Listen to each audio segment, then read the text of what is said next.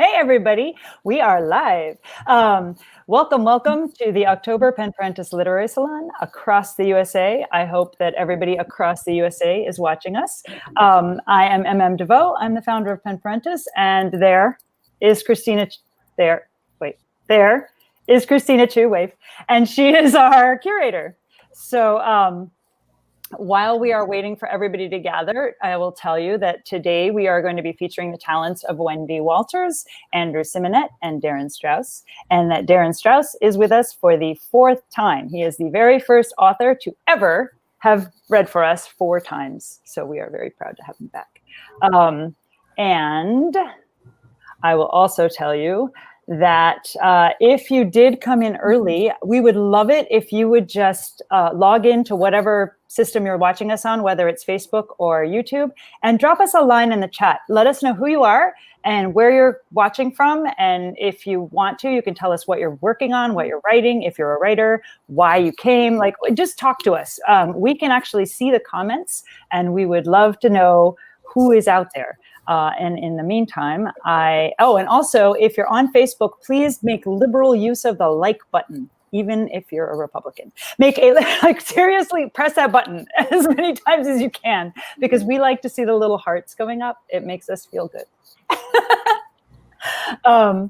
Then I also wanted to tell everyone that this Pen Parentis Literary Salon is made possible in part with public funds from Creative Engagement, supported by the New York City Department of Cultural Affairs in partnership with the City Council and administered by LMCC. So thank you to our sponsors. This event was also funded in part by poets and writers through public funds from the New York City Department of Cultural Affairs in partnership with the City Council. And it is also from generous donations from audience members like Debbie, Thomas, Monica, and Christina, and all of our fabulous sustaining title members. So thank you to everyone who supports Pen Parentis and its mission to help writers stay on creative track after they start a family. Let's see if there are any comments. Did anybody write anything? No, you're all being very shy. I know that you're watching, but you're not commenting. So you could post comments, and if you did, then the comments would tell us where you're from and who you are. But if you're not going to do that, then we'll just get going. So Christina, why don't you start? Hi, everyone. I'm Christina. I first want to say the theme today is across the USA, and we actually are always looking for authors not outside of New York and the metropolitan area. Pen Parentis really is trying to reach authors everywhere, all across the US. And I think if you watch any of our salons, you'll see that you might actually belong here. You might actually want to read here. So if you do, give us a shout and we will be sure to try and reach you. Okay. Today, it just so happens, and this is kind of ironic, but I have had one author from New York, but then in the end, we have 2 authors from New York. But just so you know that it's still themed across the USA. So we're going to be talking about different issues that are coming up. So, which is really good since we're coming up on the election. Anyway, our first reader is Wendy S. Walters. We have some superheroes today, so you get to see them. Wendy is the current projects address class. Her projects address class and racial disquietude in the industrial Midwest, and she's going to be reading from some of that work.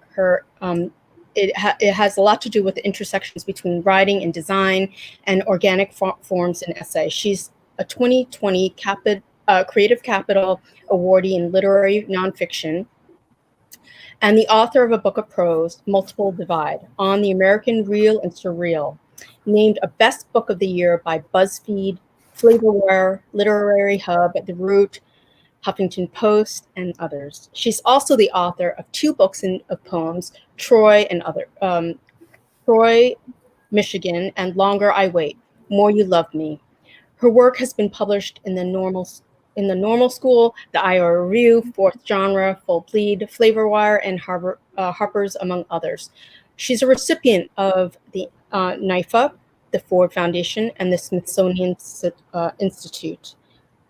She has a broad history of engagements with writing in and about performative contexts. Walters holds an MFA PhD in poetry and literary form from Cornell University. She's the former Associate Dean of Art and Design History and Theory at Parsons, the New School, as well. Currently, she serves as Director of the Nonfiction Concentration and Associate Professor of Writing, Nonfiction in the School of Arts of Columbia University. She's married to Dan Sharnos, also a nonfiction writer, and is the mother of one very interesting young person.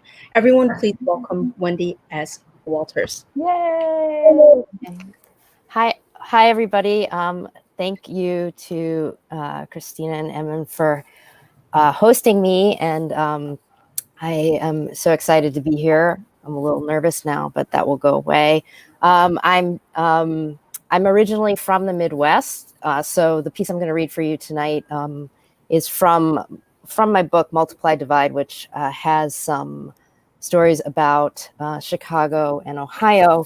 This is a story called Cleveland, so I'll just read you a short bit of this. The documentary was a ruse I devised in order to spend time with Adrienne Kennedy, the esteemed experimental playwright. I believed talking with her would give me insight into why I suffered so much in my own creative life. After she turned me down twice, a friend who took 2 of her classes at Harvard asked her to meet me at Café Algiers for a brief interview as a personal favor to him. She agreed as long as I promised not to use a recording device. Kennedy was surprised to find me still waiting for her when she arrived over an hour late. Perhaps she already knew that I was less interested in her life than in my interpretation of it. She did not respond when I introduced myself, and she would not shake my hand before sitting down. Staring out at the window at the parking lot, she seemed to be startled by a seagull that had landed on the ledge. Gesturing towards the bird, she said, "No one can destroy anyone else." Then she lifted her cup to her lips, her hand shaking. As she set it down, coffee splashed across the saucer. Kennedy asked if we could speak off the record before the interview. I put down my pen. She whispered she had been delayed because she had hurt someone. Her voice cracked at the word hurt. A collision, not for vengeance or for strife or justice, she murmured. A wave of her hand indicated that that was all she wanted to say about it. She told me I should begin with my questions as she only had a few more minutes to spend with me. I started with what I thought would be an easy to answer question about Chekhov, if she thought her voice was in any way related to his. Kennedy said that she felt like Chekhov had asked her the same thing while she was reading a new translation of The Cherry Orchard during the fall of 2008. At the beginning of the global market upheaval. She said that Chekhov would have found my preoccupation with voice amusing, how I thought I could hear what had gotten away from me. I wanted to tell her that once, when reading a new translation of Chekhov's works, I also heard him whispering that all previous versions had captured what he had meant to say only partly right. Then I thought that would be revealing too much about my desire to insert myself into her experience. I inquired about her feelings about being a playwright, given her high standing in the theater. She turned her face towards the window and said crisply, "No one is waiting for me." When I pressed her to explain what she meant, she asked me about my plans for children. I told her my husband had recently left me for a woman he was having a child with, and my ambivalence about motherhood came out of my fear that I would not know how to parent a child of mixed race. When I mentioned her children were often subjects in her plays, she declined to speak of them at all. After that, she excused herself.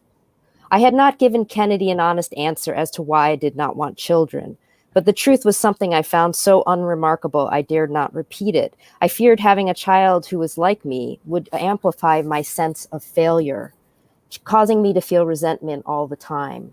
I could hold my feelings in, suppressing rage, which might then manifest as depression, bitterness, or a lack of ambition. If I could not control my anger, there might be long-term consequences. Yelling at a child affects their heart.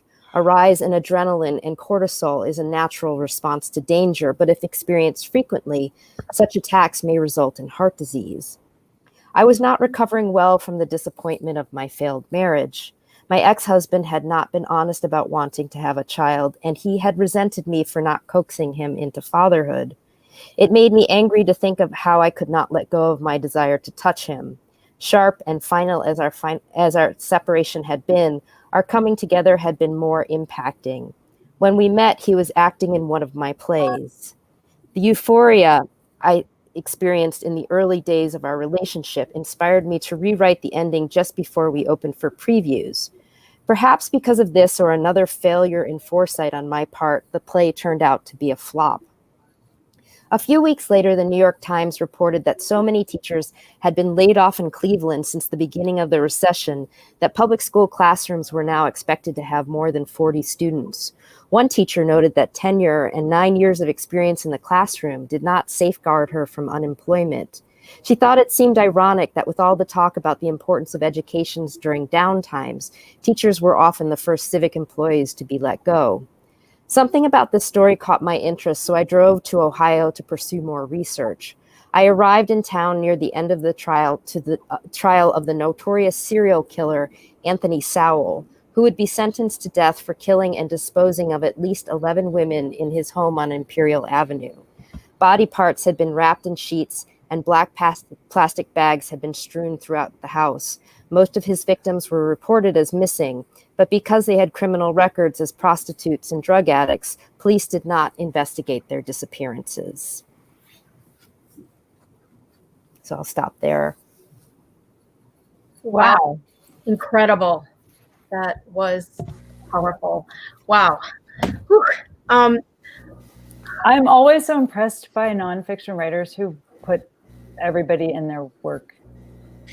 That's well, that was a piece of fiction, so that was a little. Good. With the nonfiction lean towards Cleveland, so so that wasn't from Multiply Divide.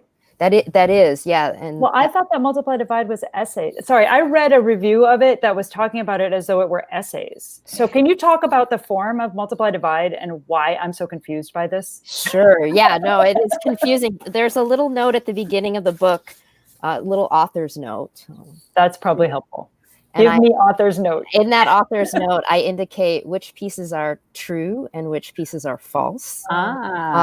Because some of them are written as though they are nonfiction pieces, but they are fictions. And then some are written, then many of them are actual nonfiction pieces. But I wanted to be completely clear with my audience as to when I was choosing to engage fiction.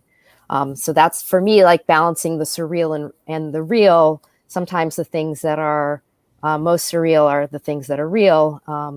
That's very cool. Does the author's note also say that it is true or not true? It does, yeah. No, the author's note is true. Are you sure? Because if it wasn't. It is true. Playing with truth is crazy. I find it so interesting also that, and I think all of the authors here tonight do this, but there's a kind of a merging of different genres. Like you talk a little bit about being, I guess the protagonist is talking about being a director, right? And yet there's going to be a merge in the book with that and the writing, and I find that so fascinating. I mean, Darren is going to be talking a little bit about graphic novels and writing, and Andrew's does a lot with dance. So I just find this so fascinating that there's more and more of a merge, not just within literature, but within the arts, it seems. What do you think? Well, I think that's true, and maybe the other guys can talk in it. I just wanted to say that one other aspect of that piece is that all of the figures in it are true figures. So the playwright Adrienne Kennedy and Anthony Sowell and all of the figures. And I actually wrote to Adrienne Kennedy to ask her if I could write this piece about her. So she had to give me permission to use her as a character in this piece, which was also an homage to her because she uses a lot of movie stars in her own plays. So it's a gesture in some ways representing her. But I know you have a multi-talented cast of authors tonight, but just to say that that intersection I think is really interesting, and Also, the intersection between nonfiction and fiction is interesting to me. That's something that I'm really interested in too. In fact, I have a book that just came out a month ago, which is the story of Lucille Ball and my grandfather's secret passionate affair, which is invented. So it's a biography of Lucille Ball. It's a memoir of my family, and it's a novel of their affair. And that's really confused a lot of people. So I've gotten a lot of emails where people are like, "That's so cool about your grandfather." It's like, it's right there in the afterward that it's not true. But I think Wendy can talk about that. People are confused a lot by those mixings, but I think that in the confusion is some of the richness of the technique. It's exciting when those things merge and you play with that, I think. Yeah, and I feel like in writing especially, you get those questions, like people in dance don't say, "Hey, did that phrase of movement come from your actual life?" Like, you don't get that biographical question, but every time you write something in fiction, people are like, "Well, who's that figure?" It's like, well, they're not. There's someone I made up, maybe. I did this book club. For this political magazine, Pick My Book, which was sort of odd because it's a political magazine. And at the book club, someone said, "I feel like you're engaging in fake news and you're part of the problem." And I thought that was an odd take, because I really hate fake news and I hate nonfiction that claims to be something it's not. But I feel like if you put it under the mantle of fiction, you can take a lot of liberties. But I don't know, people get confused.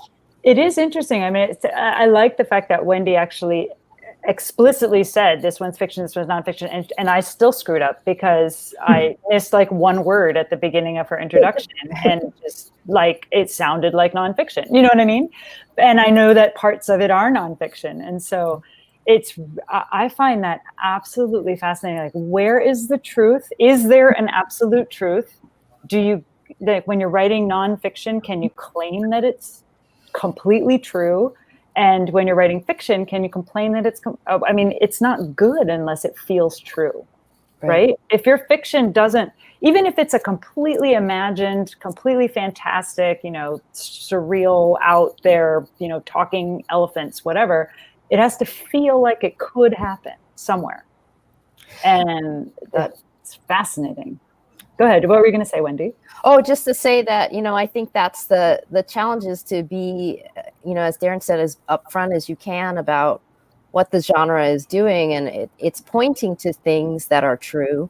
You could call it even contemporary historical fiction. But I think that there's, in nonfiction, it's also hard sometimes to know, it's not an absolute truth, because if, 20 people wrote a piece about the same events, you'd get 20 different takes on that event. So there are always many truths. And, the challenge, at least I feel, that we have as individuals and citizens is learning to read well, and learning to read narratives in concert with each other, and to find out where there are contradictions and what those contradictions can offer us as insight about our individual experience and our shared experience. Go ahead. I think some of it is determining how, the reader anyway, determining how much of a part they take in the actual piece, whether it be writing or anything, right, or dance or whatever, like whether they actually engage, right, because they're actually a big part of it, right. So what's interesting to me is the question, what if, which is the heart of fiction. What if, right? And it makes everyone go, well, wow, Lucille Ball, like, where was my dad? He would definitely be an interesting, and it makes you start to think, and I think that's art. That's what art's supposed to do. It's really supposed to make you think, and I think that artists do what they need to do, and people don't always agree, but that's okay. Yeah. It also raises the question to me of, when you were saying like people have different truths, there is a push towards a my truth kind of a thing, like this is my truth, which our children are embracing quite firmly. But I think, like, as a parent, you have to also recognize that there are facts that are just facts, and you don't get to question it if it is just a fact. And I find that dichotomy quite interesting, where, you know, you're given a fact, and then and just how much of fact is actually fact, and how much of it is somebody's opinion of what should be. Do you know what I mean?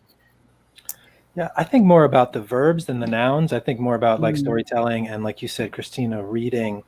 Storytelling, whether you call it nonfiction or fiction, is this incredibly, I don't know, generative inventing act. It is choreography. It is creating, and I think that the way we move through that, and the more fluency we have around what it means to storytell and what it means to story read, that feels more useful to me than the question of like, well, where's the fact and where's the made up stuff, which always feels like, I don't know, it feels very American, like that we're going to somehow separate it into the scientific truth and the sort of decorated artistry. That's not how I really see things.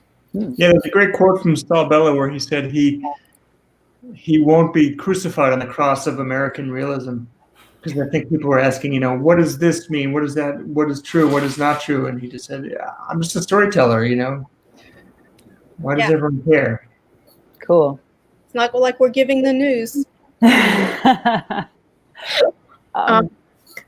Do you have one more question, Melissa, before I? Yep. Wonderful. So thank you so much. We have more questions, Wendy, and we're going to hold off until after we have our other readers read. Our next reader is Andrew Simonet. Andrew has done so much for artists and writers. He is an incredible guy, and you should look him up because he's pretty darn, he is majorly giving. Andrew Simonet is a novelist and a choreographer in Philadelphia. He's co-directed Headlong Dance Theater for 20 years, creating dances like Cell, a journey for one audience member guided by your cell phone. And This Town is a Mystery, dances by 4 Philadelphia families in their homes. And his debut novel, Wilder, was published by Farrar, Straus and Giroux in 2018. His second novel, A Night Twice as Long, will be published by FSG in 2021. Andrew founded Artists U in 2006, an incubator for helping artists making sustainable lives, and wrote Making Your Life as an Artist. He created Artists Raising Kids, a free downloadable compendium of thoughts from 200 artist parents, and what artist residencies can do for artist parents like us. Yeah, like us. In collaboration with the Artist Parents Residency Working Group. His work has been supported by Creative Capital, the NEA, the Pew Fellowships, and residencies at Yaddo, UCross, the Studios Key West, and the Santa Fe Art Institute. He lives in West Philadelphia with his wife, theater director Elizabeth Stevens, and their 2 sons. Everyone, please welcome Andrew Simonet. Yay! In the love. Thank you all. I'm going to read from A Night Twice as Long. I'm on paper because it ain't a book yet. It comes out next June. This is a young adult novel narrated by a girl named Alexandra. She has a brother with developmental disabilities who nearly drowned while Alex was taking care of her and got removed from the home. So in the context of that, she's sort of been hiding out. And then there's this massive blackout. Everything's been out for 3 weeks. So she walks out into the world with her best friend, into a world of no electricity, no cell phones, no internet. And she shaves all her hair off. So they set off into this slightly berserk America. Glad someone's keeping track, I say. Anthony's neighbor has a piece of plywood counting up the blackout.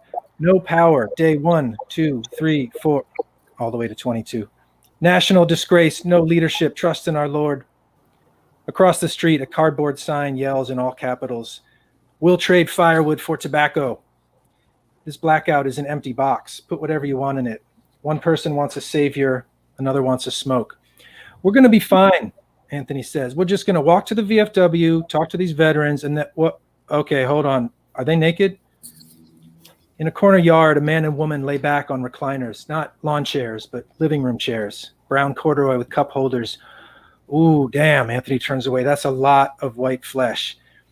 Their one-story brick house has metal awnings over the windows and a fraying brown tarp on half the roof, an interrupted project. Pink packages of shingles droop across the roofline, crumbling in the weather, waiting for the roofer. In the yard, the two of them are settled in. They have a plastic bin for an end table, water, bug repellent, books, sunscreen. Let's keep moving, Anthony says. Hold on, I say. I have to ask. No, you don't, he says, but follows me across the road. I stop on the gravel where the couple's grass begins. Morning, the naked woman says. Her breasts flatten sideways, her dark, bumpy nipples sliding off her torso. Hi, I say. I want to flee. The man shifts, smiles. His hairy belly rolls out over his crotch. I was wondering, I'm staring. Her black pubic hair spreads up her thighs, which are cracked like sun-baked sand. We're free to do this, the man says. We're not harming anyone. Behind me, Anthony huffs. Yeah, I say. I'm curious. Is this new? Did you do this before the blackout? Oh, sure. She levers her recliner up, thighs creasing like folded dough, breasts flattening down toward her belly button. We've done this at the beach and around the house, but, never like this. She doesn't have normal tan lines. She's unified, one steady color from crotch to armpit. And it's striking. There's always that ghost bikini, especially for us pale people, that highlights our privates. Her breasts aren't circled. Her crotch isn't in quotes. She's whole. All bets are off, right? She says. Everything's a mess. Nothing works. This is the least we deserve. She pushes the recliner back, open to the sky. The dirty soles of her feet frame her dark groin. Is it... I close my eyes to focus on my question and not on their captivating nudity. Is it as good as you hoped? Oh, so good. The man stands up, folds his muscled arms over a round belly. Anthony grabs my hand and pulls me back a step. I gotta say, sharing this here in our community, talking to people like you, explaining the lifestyle is incredible. Not everyone's friendly, she says. Anthony's pulling and I have to lean forward to counterbalance, which makes it seem like I want to jump on them. Sure, we get the jerks driving by with their comments. The man shakes his head, and his retreating penis, shriveled and shy, shakes in counterpoint. Not everyone is polite as you, son. Son. I told you my shaved head made me look like my brother. Do you know, he's in interview mode now. I wake up every morning thinking about coming out here. This is what we've been waiting for. It's perfect. Perfect, I repeat. All these bodies, what do they even want? What are they for? You're sitting out here natural, is that what you call it? Or nude, he says, that's fine too. I say naked, she cackles. Her breasts ripple like a pool with a rock thrown in. The man chuckles too. Oh, Joanne will sass you. I'm a big girl, she says. People see me out here. They ain't calling me natural. They say, Jesus, that woman's naked, butt naked. She's looking right at me and we're cracking up, crying. Woo, God, you too. The man wipes his eyes, catches his breath. Look, I will say this, son. I was never comfortable with myself till I got comfortable in my own skin. I mean, look. I do look. A yellowing scar trails from his ribs and disappears into the rolls of his stomach. If I could go back to when I was your age and have this feeling, he shakes his head. I wish I'd known earlier. All right, have a seat, John. She rolls her head toward me and squints. He's a bit of a salesman for the lifestyle. I'm not selling the lifestyle. The lifestyle doesn't matter. What matters is he puts his arms out to the sky, out to the side, and his face to the sky. And we're quiet. Through his gray chest hair, freckles, or maybe sunspots rise and fall with his breath. Sunlight glints off Joanne's water glass and throws a trembling circle onto his torso where ribs meet belly. He coughs, a clenching in his groin that pulls at his throat and chin. The coughs turn to a wheeze and he doubles over. Honey, have some water. Joanne holds up the cup. He waves a hand, the top of his balding head bobbing up and down as he hacks. I'm all right. He grunts and pops up with a forced smile. Stray coughs flutter his lips. Anthony tugs me toward the street, his grip tightening. I'm really glad to meet you. I bow my head and strangely back away like I'm leaving royalty. And I'm glad you're out here. Thank you, son. You should try it, he says. Don't ever let him shame you. He raises the cup to his lips, but coughs as he takes a sip, and water sprays his face. She passes him a towel. All these crotches and butts and bellies, hiding behind curtains, behind clothing, waiting to be seen. I want a body like theirs, one that takes up space, does what it feels like. Where do I get that? Thank you. Yay! Woo-hoo! Dancers really see bodies, really. They really like an artist, right? Like somebody who has seen the human body. It's kind of gorgeous. I love it.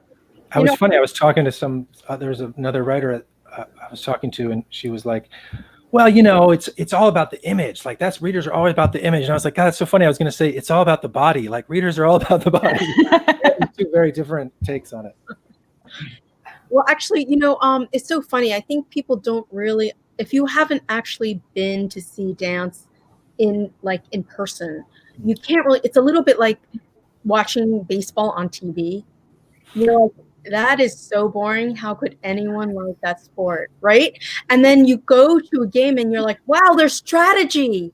That is actually interesting, right? Like you have no idea. And then when you go to it and watch dance, you see the bodies, right? You see the muscles. That's part of the performance, right? The actual body itself.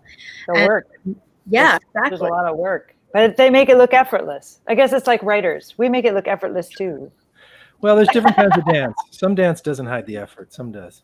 But it's funny. It's bringing me back to what we were just talking about. I used to say that dance, I thought, was like the only nonfiction art form because it has to happen right in front of you with the bodies live. Like you can't actually fictionalize any of it. And it even though you can put stories on it or costumes or whatever, it's like you have to actually do it every time. And that is so different from writing. Like writing, you write a sentence, you like it, it's like there tomorrow, next year, like it never goes away. And that's such a gorgeous thing about writing. That's interesting. Other musicians too, though. If you perform, you have to perform it right, like every time. Yeah. And but I love comparing art forms. This is like a thing. I really do.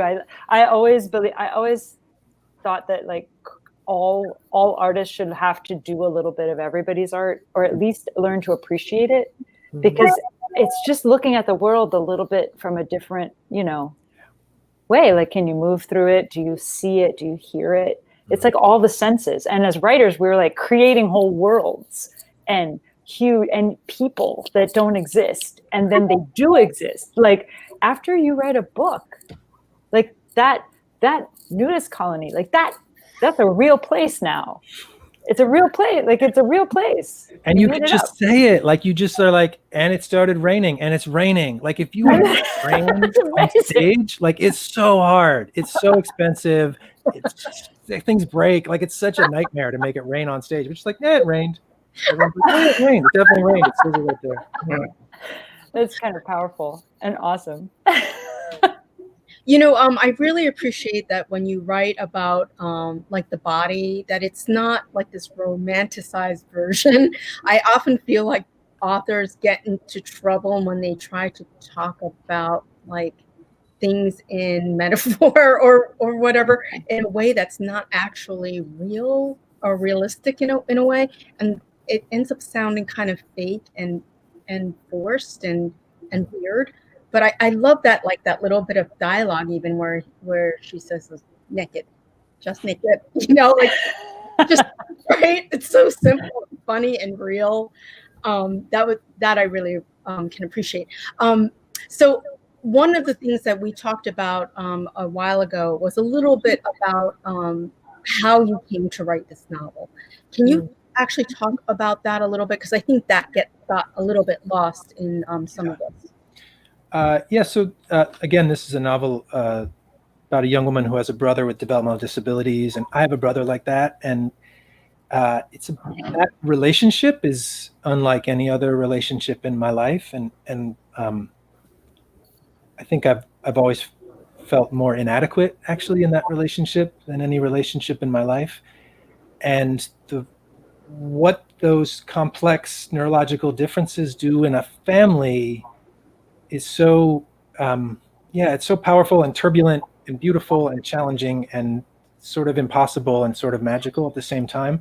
So that's kind of where it came out of. I mean, I'm not the lead character, and this brother Georgie's not my brother, but there's a lot of there are a lot of textures and moments in there that certainly come from that.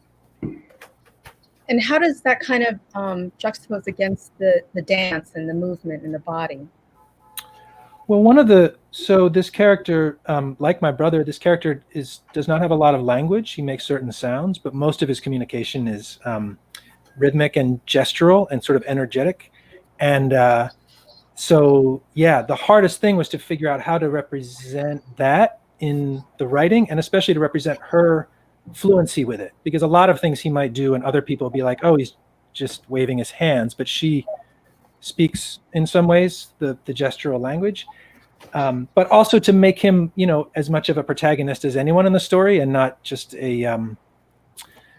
not just sort of an other who's off in the corner. So trying to create the sort of movement-based conversation was the huge challenge, but also sort of the excitement, because that's what gets at the cognitive difference. There's people who speak in words and there's people who speak in all kinds of other ways. And we know this as parents because we were with our kids before they were lingual. So we know, like, there's all kinds of communication, but oftentimes in writing we privilege one or the other. We privilege language over others. So it feels very dance-like to me, that kind of communication. Wonderful. Thank you. Thank you so much, Andrew. We'll come back to the questions after. So our final reader, we're so excited that we have Darren, because Darren Strauss has been with Pen Parentis, like Milda said, 4 times. The last time he was with us, and the one nice thing about virtual is that once it's recorded, you get to see it again. So I could refer to it and you could go back and look if you wanted. But because it was not virtual, we did not actually tape it. And it was one of the funnest salons that we've had, I think, at Pen Parentis. It was all about graphic. It was amazing. It was Victor, Mira, and Josh Newfield. It was awesome. Newfield. Yes. So it was so fun just to see all the graphic work and them talking about how the process, and it was so fun. And now he's here back again with us. He's got a new book out. This guy seems to be writing like nonstop, like something virtuoso right here. Even in the virtual world, he's nonstop. So everyone, I'm gonna read his awesome bio, and you're gonna. I say we have 3 superstars tonight. So, returning again is Darren Strauss. He's now the winner of the National Books Critics Circle Award. His newest book, The Queen of Tuesday, came out at the end of August. Ooh, that's hard. Can you have another one that came out last month, Darren? No, that's the one. Okay.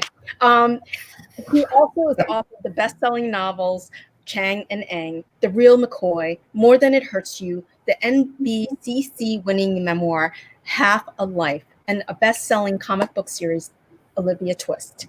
These have been New York Times notable books, and Newsweek, Los Angeles Times, San Francisco Chronicle, Amazon, Chicago Tribune, NPR, Best Books of the Year. Blah, blah, blah, blah, blah. Pick a place that has a top 10 list, and he's been on it. Exactly. Yeah, here we go again. He's the recipient of the Guggenheim, the National Book Critics Circle Award, and American Library Award, numerous additional prizes. Strauss. I'm changing my name to Darren Strauss. So awesome, right? Like, this is what we can all strive for and do, right? So yes, he's been translated into 14 languages and published in 19 countries. He's appeared in on Good Morning America and NBC News, CBS, The Late Show with Craig Ferguson, along with scores of radio and local television programs. In addition, Darren has collaborated on screenplays with Gary Oldman and Julie Taymor, and is a clinical professor of fiction at NYU. He has 2 sons. I can't believe he's got kids. I mean, this is amazing. It's to show you, even if you have kids, you can still write. There you go. A little bit. Everyone, just a little. Everyone, please welcome Darren Strauss. Woo! Thank you for that. That was nice. I was going to read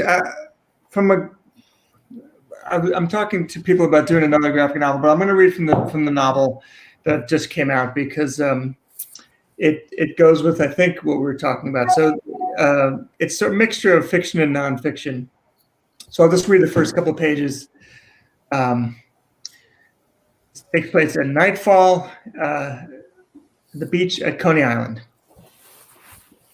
A cloud lifts and look, here's Manhattan, tiara bright and brash, American initiative written in glitter. It's 1949. Hundreds of cars are driving from the city to the sea. Cadillacs and Packards and wood-bodied Fords. Snaking along Stillwell Avenue, they stretch a tail for miles under a Warner Brothers sky. People are coming in the tangerine twilight to view a collapse. Hey, that's your favorite celebrity over there. On the boardwalk, her white shoes scuffed black with sand. If she's not famous now, just wait. She's striding, confidenting right into this party, and into the elation of this party. Banners promise or warn, a night you'll remember. Walking beside the actress, her husband raises his fist. She isn't really sure he's joking. Earlier, she'd been angry enough to throw a glass. He'd smashed her compact. Your typical knockdown drag out. Her husband's not quite famous yet either. And the actress certainly will remember this night. There's a boy in suede gloves who's botching it, failing to reach her. The gloves are lemon-colored. It's a bright-colored time. Tonight, the actress will drop into trouble and watch the sparks in their upward flight. And her husband's fists will be used in earnest. For now, the husband mopes. It's no good you keep insulting me, he says, his accent having its way with the words. I have to know this torch expression. Can you explain carry a torch? She says, just a habit men have of walking around on fire. You recognize her, a woman who's learned the score. Burning yourself, getting singed like that, she says. Another banner, a party for the ages, Elizabeth Trump and Son. The actress feels chilly. That's Coney Island in April for you. She's also frustratingly unseen. The actress has bumped through life, knowing what it is to be ignored, even by, quote, loved ones.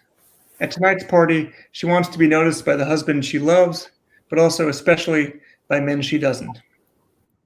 First, she has to push her way to the bold-faced names at the water.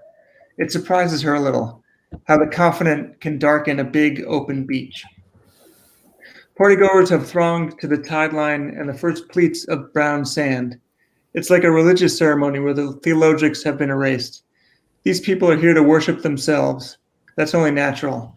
Americans in this little breather from history stand pretty much alone on a cindered map. Every house needs a Westinghouse. The ad style is peppy, with pep and sincerity intertwined. Relax in casual slacks. Make a date with Rocket 8. Across the country, fresh purchases and attitudes, fresh beliefs. Plus, it's been sunny all year, and the perfect song is always playing at just the right volume. The actress and her husband start down the sand. In this moment, there is no city but New York City. The long Atlantic keeps pulse at the shore here. It's glamorous. The air's strung with laughs and the rattle of sequins popping flash bulbs. But the actress has a problem now. Her last chance break is simply not happening. She doesn't consider taking her husband's hand, nor has he offered it. On important nights, you louse things up, he says. Many times, I just do not get you. Hey, that's my line, she says. You always make me come get you. She, or the woman she's trained herself to be, is a bit excessive when not the center of attention. The high, provoking brows, bright hair pinned and lifted off the neck. Don't snap your cap, sweetie, the actress continues. When I accuse you for real, you'll know.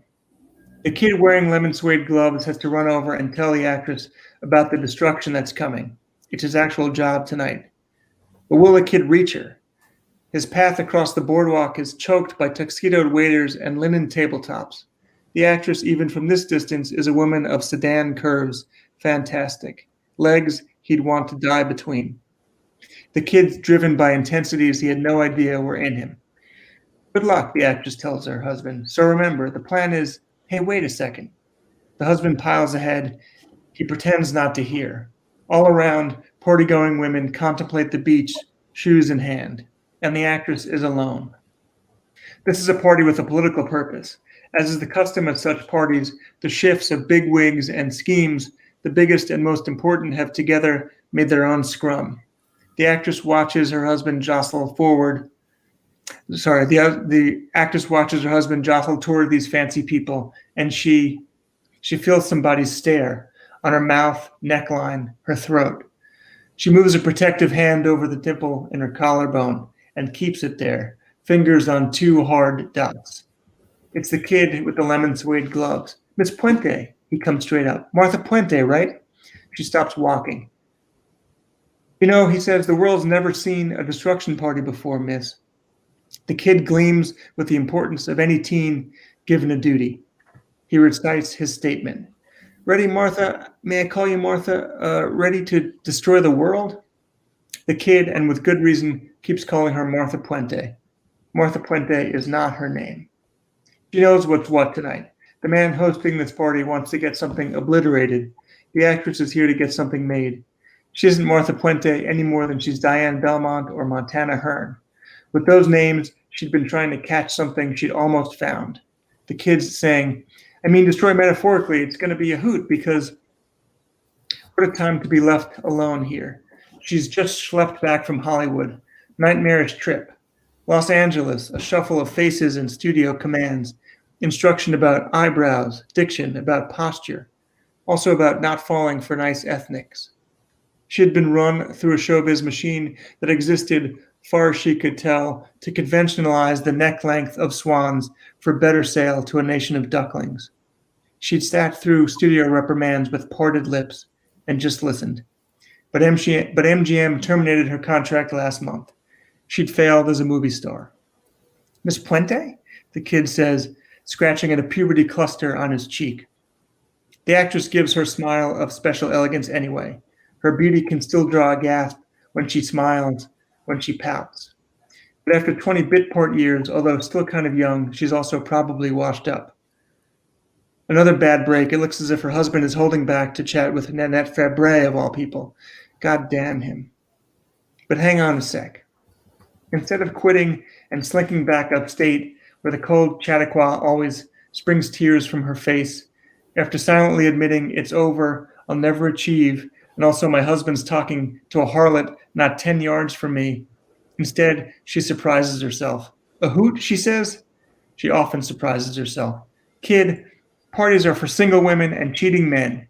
When you die, you'll regret the things you did when you could have been home relaxing. Nice gloves.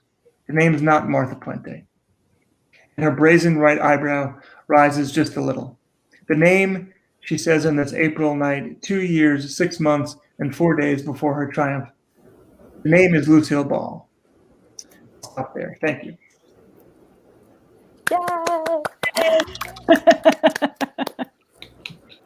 So, Darren, you know, it's so interesting that you chose Lucille versus, a lot of people just would automatically go to someone like Marilyn Monroe, right? Like, can you talk a little bit? I mean, I think it's so interesting that you chose Lucille.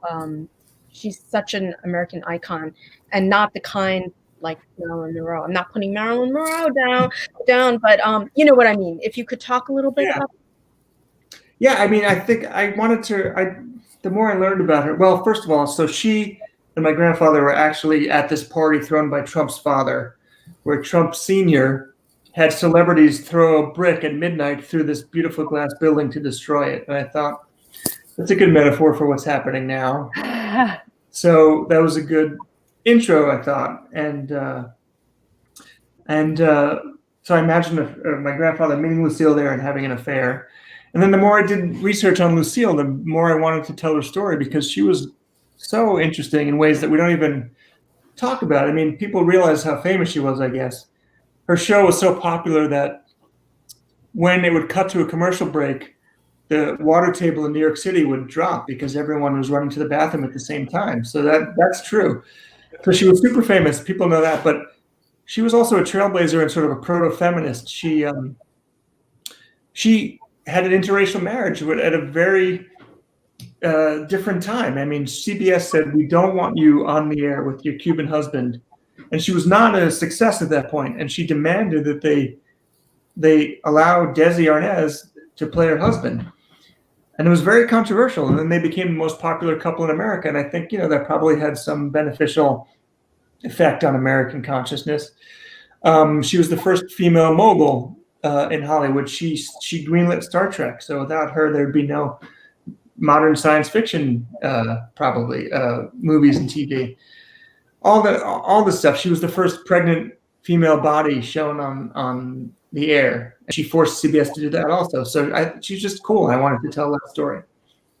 Yeah, I mean, she's ultra amazing. And actually, you know, I'm so glad you brought that up, because even as a kid, I remember watching I Love Lucy and thinking to myself, he's not white. I can't believe it. That is incredible. Like, I was already, I guess, aware of race, even as like a child. And I remember thinking how amazing that was, because everyone else was white, except for that guy who pretended he was Chinese. That, what was it? Yeah, the karate guy who was not Chinese but trying to pretend he was Chinese. Anyway, I remember thinking how incredible that was, and it really did, I think, make a mark on America, because Ricky was actually pretty intelligent. He was like the smart one, right? And she was like the goofy one. And that the interesting thing too is that before her, American comedies almost never had the female lead. There was the comedian, the funny guy, and the straight person, the foil. And she was, you know, the funny one. She was the lead, the one people laughed at. So that was also groundbreaking. She was very cool. And that, I mean, she was a complicated person. She was a terrible mother. The marriage was really interesting because they were this very wholesome, beloved American family. And then as the show was at the peak of its popularity, he was caught with 2 prostitutes by LA Confidential magazine. And so it was a very interesting story. So yeah, thank you. I was glad to be able to tell it. Yeah.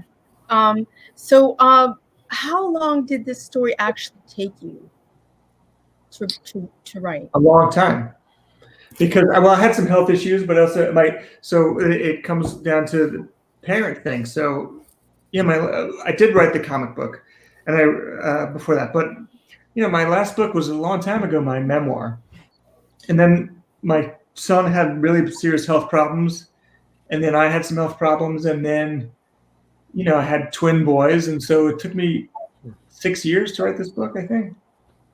Wow. So I don't want to ever take that long again, certainly. How can we all each sort of talk a little bit about how you balance, how you create the time? Because I know that none of us have the time. Like, how do you create the time to give to your writing? How has that evolved over the course of your kids growing up? Just kind of. Anybody else want to talk, man? Jump in, man. Wendy. I mean, I only have one. I have one kid, so I feel like I have it easier than everyone else with more than one. But you know, when he was small, I would write from 10 p.m. to 3 in the morning. Oh, wow. I think was that back when there was such a thing as school? Well, he was, you know, he was in like daycare or whatever, but you know, those days. Wait, you would go to bed at 3 a.m. When did you wake up to be a mom? 6 or 7 What? o'clock. Yeah. Wow. So Okay, I would do not listen to this advice, people. this was like a 6-month period. So I did that. Wow. I would do that for 4 or 5 nights a week, and then I would sleep regular 2 nights a week, and I would really plan out everything I was going to write. But, you know, he was waking up all night, you know, he's small, and it was horrible. I mean, he was not horrible. He was wonderful, but the pressure was really horrible because for me, it was my second book, and I needed to finish it. And, you know, so I did the best I could with that. And then, you know, from that point on, it's been a little bit easier for me to carve out time, but then sometimes I am late on. The thing that I am constantly late on, as and Christina know, is paperwork. So you got under the wire. You're all good. So I prioritize everything else, you know, getting my words done each week. And sometimes the paperwork doesn't get done until there's time. Yeah, I haven't gotten the papers either. I'm sorry too, but this You'll get it. you have to say some things have to go, and it can't be one of the kids. Yeah.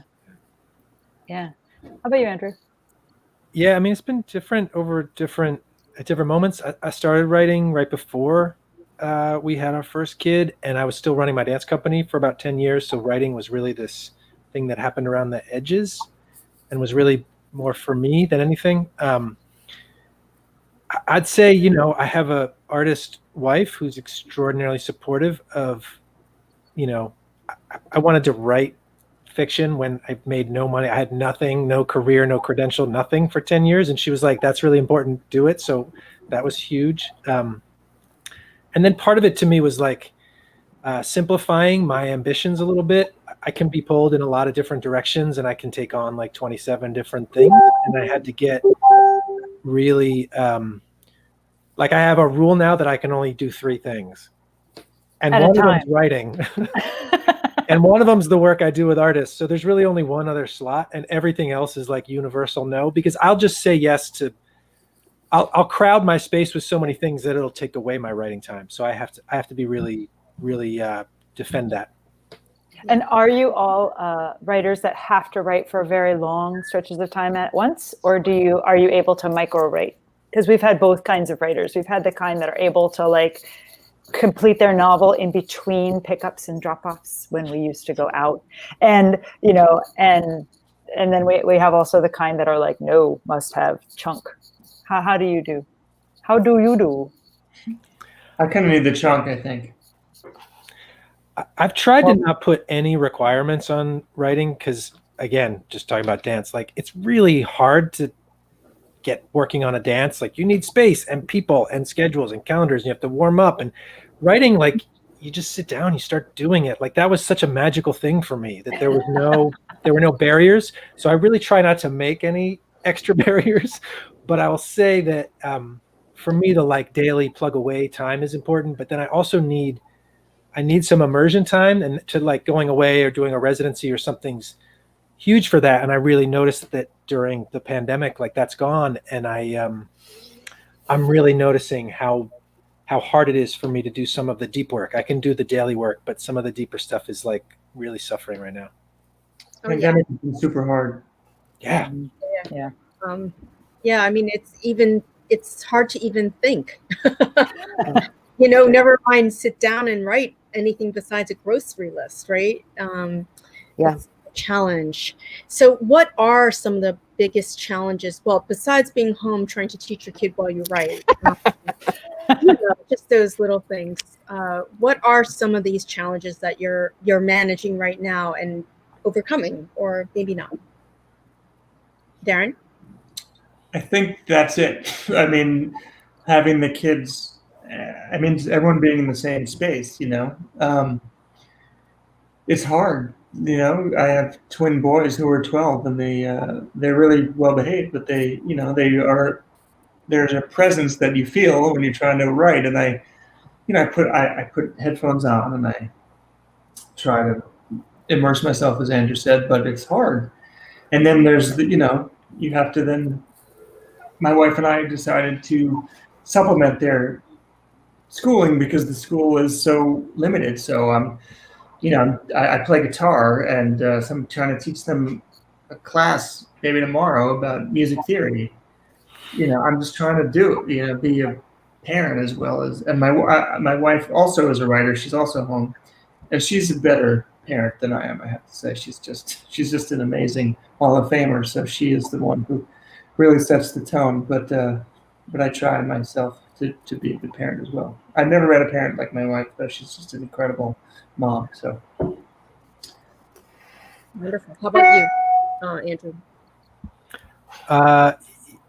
I feel for me, I'll second that, but I'll say too, I think myself and everyone in my family really benefits from other contact and being around other people and other spaces. Like we come back together and we have that information and that energy, and we feed that into each other. And there's just very little input now, except digital input, which doesn't feed me. So that's the thing I miss, and trying to find little ways to get that. Like I rode my bike to South Philly and hung out with my friends on their stoop today. Like that was great.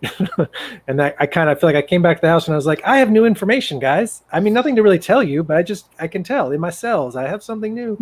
So I feel like that's my big challenge. How about you, Wendy? Anything different?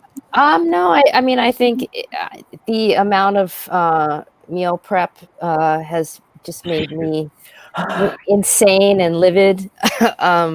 So my husband is also a writer, and he is trying to finish a book, so he's in that crunch period. But he's very helpful, and yet there's no end to the things that have to be done.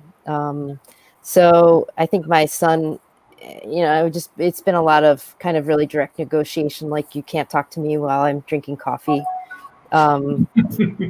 And I show him the cup that still has coffee in it. So,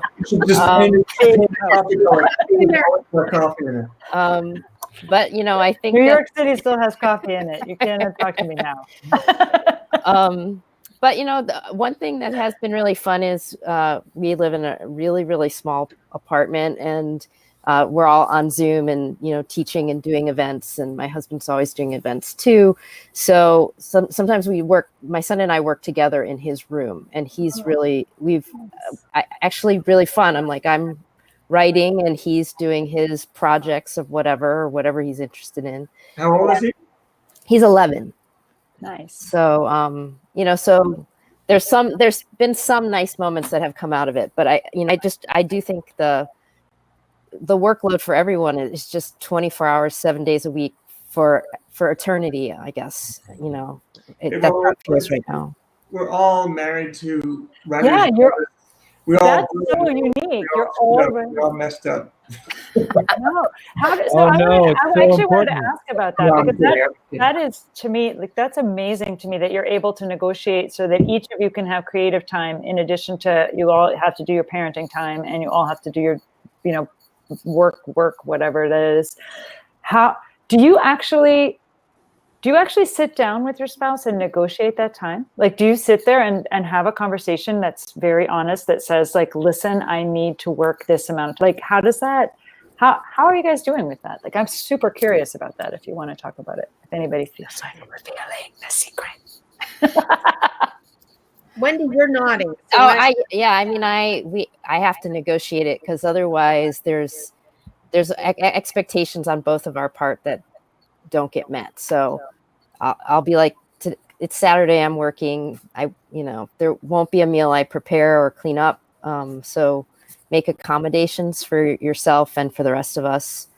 Likewise, he'll say, I'm interviewing, he does a lot of reporting. He's like, I'm fact checking my book for the next 3 weeks. So just please be prepared. I'm going to be on the phone for 3 weeks straight. And I think our son is a part of it too, because we're a small household, like I said, but that kind of clarity is really important. And that helps with the, not having sore feelings and, just missed expectations, I think. I think just talking it out, it's like anything else in a relationship. Just figuring out, okay, what does my partner need, and how can I get that person what they need while not screwing myself over? And that's marriage. Not just writing the pandemic, but everything, Oh yeah, for sure. I have to say, my husband and I are not together right now. Well, we're together, but like, he's in a different location with my other son, so that, because we were like literally on top of each other to the point where we're driving each other insane. So now we're separate, and I have so much more appreciation for him now than I have ever had before. I did not realize he was doing as much as he did, and now, right? tell you. Yeah. We do a thing that we actually we're going to have to update now, but I don't know, this was really useful early on, and it's still useful, which is that we just took all the sort of non-daily tasks and we just split them up. We're like, all right, you deal with the outside the house stuff about the, plants and the trees, right? And you deal with doctor appointments. Anything that comes about doctor appointments are going to you. Like we took all those things and we split them, and we sort of split them based a little bit on proclivities or phobias, so it's like do the things that you like or at least are phobic about. And it's so much better than feeling half responsible for everything, which is like kind of the hell that in my collaboration, I think I learned that from collaborating. My dance company was collaborative. So it was like, we just had a really clear, because if everyone felt a little responsible, what happened is it never got done, or it got done crappily at the end. So we're like, all right, you do that. Tell me if there's a problem, but otherwise I'm going to just assume it's all good. That's actually cool. And do you have moments where you're like, oh wait, there's this task that neither of us is doing? Yeah, I mean, there's some things that of course don't fit in that grid, but you check in on them, but just knowing that someone's in charge of taxes, and you might have to help. It doesn't mean that you're not going to do anything, but it's just you're not making sure that it happens on time. And have any of you had the situation where each of you is on the same deadline? Like you have this coinciding deadlines where you're like, need the time? Does that ever happen? Not so much for me, luckily. I think we've had that, but then we negotiated it so that with whoever the deadlines were due to make it workable, because there just wasn't any space to be mad. Yeah, back when I was running my dance company, that was much more of an issue, because if we had shows or processes that overlapped, they're really inflexible and really intense. And yeah, I'll just say that too. I just shout out to it's hard to be a writer and stuck at home, but so many performing artists have nothing now. Like they are completely shut down. And I just say so true. It's a blessing to be trying to squeeze my art into my life instead of having it completely removed. Yeah, for comedians who are having trouble. The other thing I would say is learn how to fight and not make it be the end of the world, because you're going to fight about time and stuff. So understand there will be fights, and figure out how to make them not apocalyptic. Yeah, and that if it feels hard, it is actually hard. It's not your spouse's fault. It's not your partner's fault. Like it's actually hard. It's nobody's fault. And that, especially now. Yeah. Like pandemic parenting is really hard. Yeah. And we were in existence for, 9-10 years before there was a pandemic. Like we were already admitting that it was hard to parent and write at the same time. Yeah. And we were encouraging people then. And now it's like boss level. Yeah. Well, the one thing I think that is good now is that people, I felt, certainly when I was pregnant, I felt like I had to pretend like I wasn't pregnant until no one could deny that I was pregnant, right? Like I had to hide it in the classroom. I had to hide it from my bosses. I don't feel like I have to hide that I'm a parent now, Right. That's a big difference from 10 years ago. Yeah. And it's no longer immediately assumed that you are giving up on your career just because you have offspring. Right. That you take it less seriously. Right. Or just not promote you, or not, give you a raise, or, that was pretty normal 10 years ago. I mean, it's probably still normal now, but, children walking into the frame and everybody's remarking on what their parenting experience is, which makes it clear that it's much more universal than it seemed to have been. So, yeah, I wonder if some of that might shift. I mean, I feel like the asymmetrical stuff, especially for artists, between men and women, men can have kids and not be expected to give up their career. And very often women, that's been the expectation. And I wonder if this might loosen a little bit of that because of how visible parenting is, and because of how, just how tangible it's become. I think there's some. I think it definitely shakes up a little bit. That to have it so visible shakes up our stereotypes, and I think especially for people who don't have kids, like they actually have to accept, like, oh yeah, like these people are working from home. Yeah. Home means family to these people, Yeah. I think. Yeah. All right, you guys, it is 1:09. We have been on for a little over an hour, so I think we should wrap it up. So I want to tell our viewers, thank you for coming and thank you for watching. And I want to tell you that our next salon is Tuesday, November 10th with Bushra Raymond, Matt Jakubowski, and Robert Levi. And if I mispronounce their names, we'll find out next month. We will also hear from our newest fellow. Our newest Pen Parentis fellow is Dawn Ryan, and she will be reading her winning story. So that's pretty exciting. And I will just sum up with a little thing that says, Pen Parentis is a federally recognized nonprofit, and our mission is, as you know, to help writers stay on creative track after they start a family.